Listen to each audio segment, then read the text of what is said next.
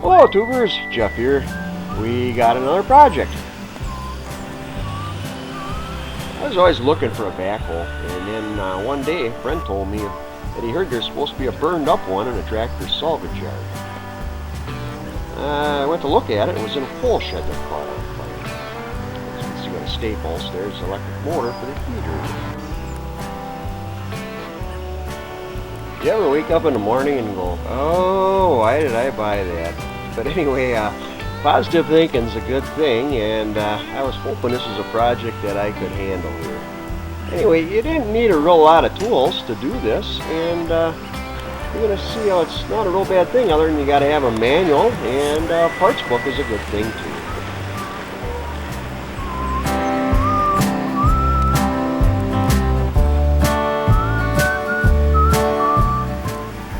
The cab has integrated thick wall tubing, which they utilize for roll protection.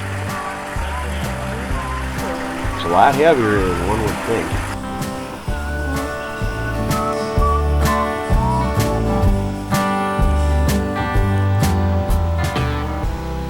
Progress always seems so slow when you're getting started on these projects.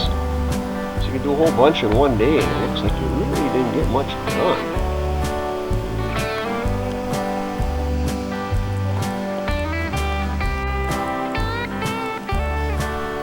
The engine covers did a nice job of keeping the heat off everything under the hood there. That's all original paint on the engine. Some of the things you'll see in the background on my videos were pretty rough too when they got here. You just wouldn't know by seeing them now. That's a 1981 Bollens tractor there on the left. That thing was really rough when it showed up here too. Yeah, the old chicken coop there, we boarded up the rear window and put a new roof on it, and it comes in handy for this kind of stuff.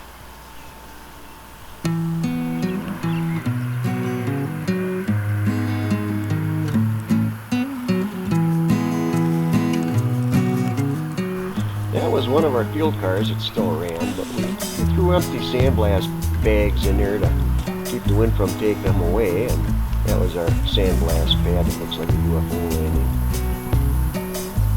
And to get rid of the project boredom cases, on Friday nights we'd have field car races in the summer, and then in the winter we'd have RC car races in the shop.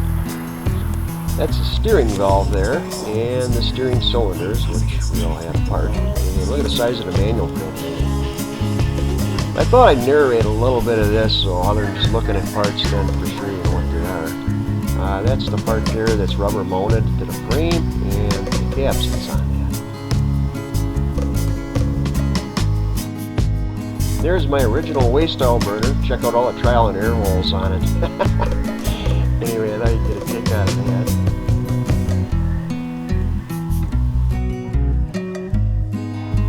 On the master cylinders for the brakes, the clamps on them caps are factory. Them cylinders are filled through the hydraulic system. The caps are never removed. These always seemed expensive when you go to look at them. But doing this project definitely makes you understand why.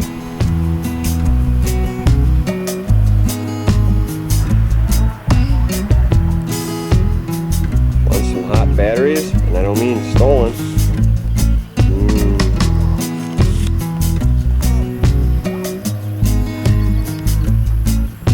Fire sale. Time to go in.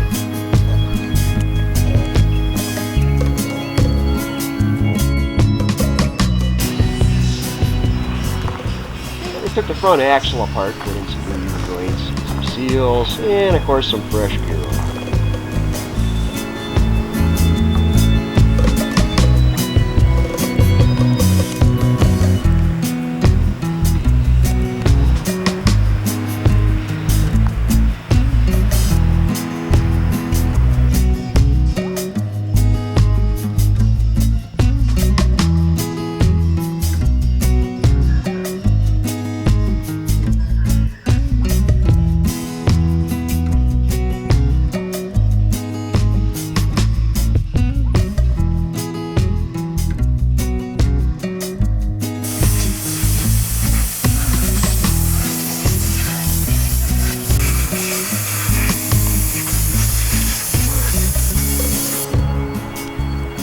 where you finally feel like you're starting to get somewhere.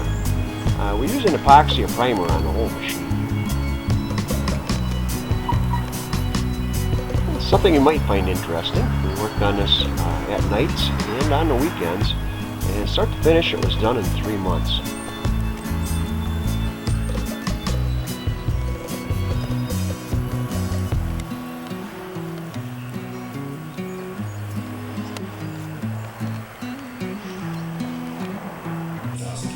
Another nice thing is friends stop in weekends, holidays even, and help me out on these projects a bit.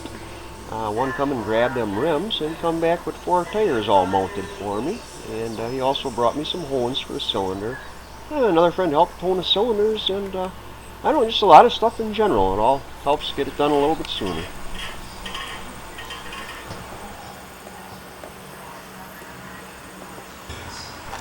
Never really watched much TV. It was kind of fun always wondering what the next project was going to be.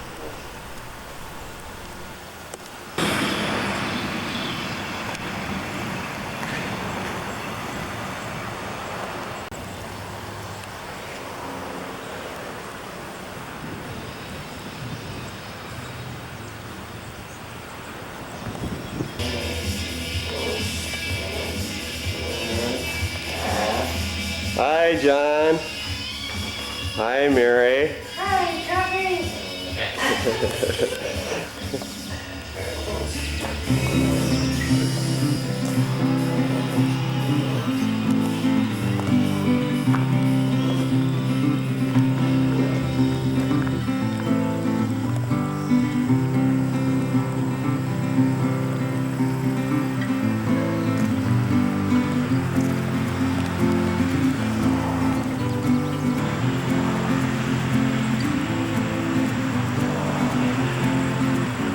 Them swing cylinders, they had cracks in the weld around where the collars were on, so them had to be touched up a little bit too.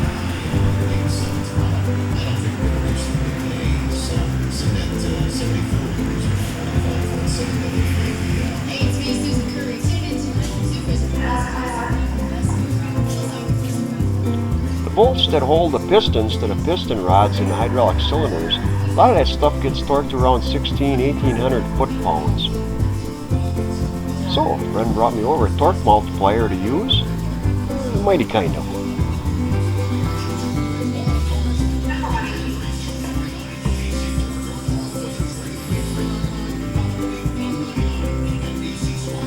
What's on the cart there is pistons and gland nuts for the cylinders. Once they're cleaned up, they look just like new.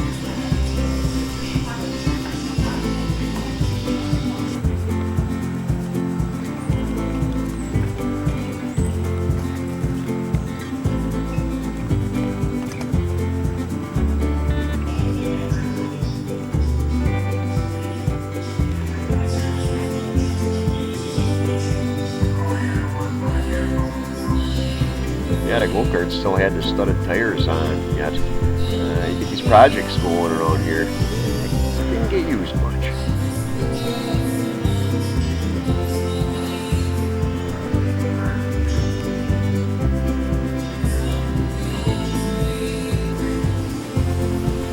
When you get to the point where the machine can be run around under its own power, that's a pretty good feeling.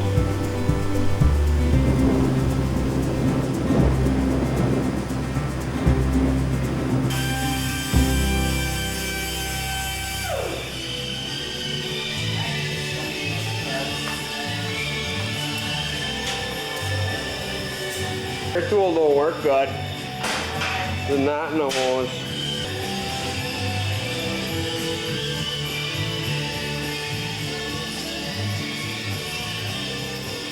Rocking through the holiday weekend.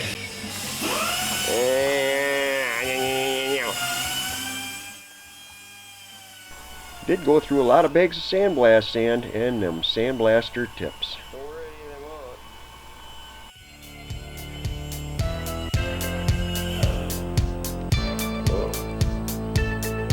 That's what we used to use.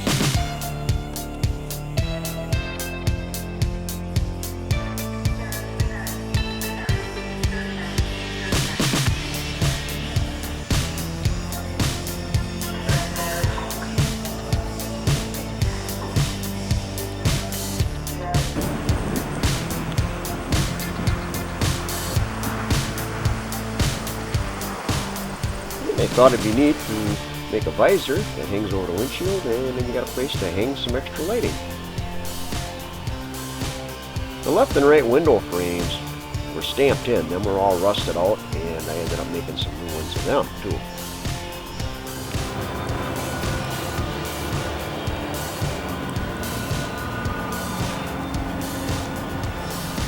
The heater core and blower, them are located up in the ceiling there.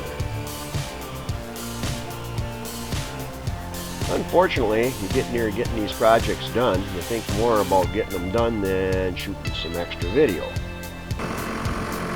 The good news is you get to see the machine all together and working. I've got an actual snow bucket for the tractor now. It's about a 1-yard bucket. Makes snow removal go a lot faster. You even got your baby moon hubcaps.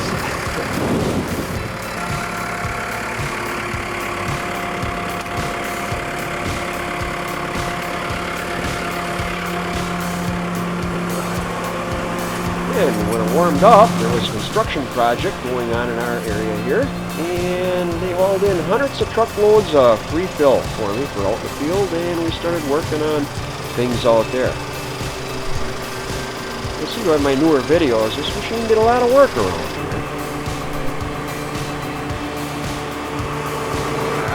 here. Heat.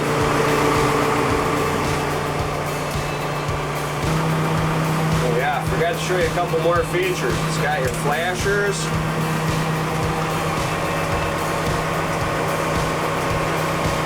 It's got your turn signals, left turn, right turn, whatever. And it's got your parking lights, your headlights, and more headlights, rear lights, flasher.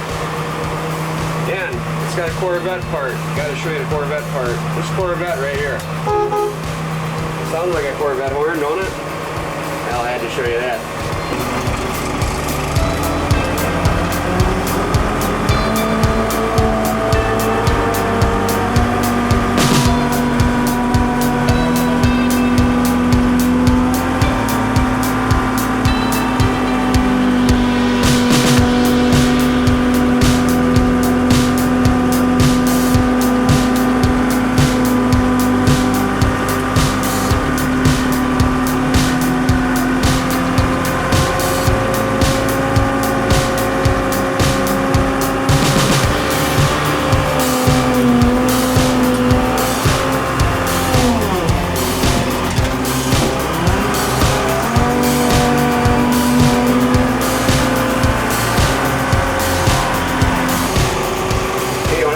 Feature, return to dig. You hit the lever like that, bucket comes back, lever kicks out all on its own. This lever here takes it out of gear. Cool, huh?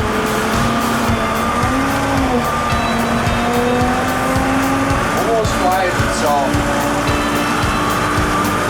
Well, I better go put the camcorder away. The snowplow got the mailbox, so. Thought I'd give you a ride. See you folks later.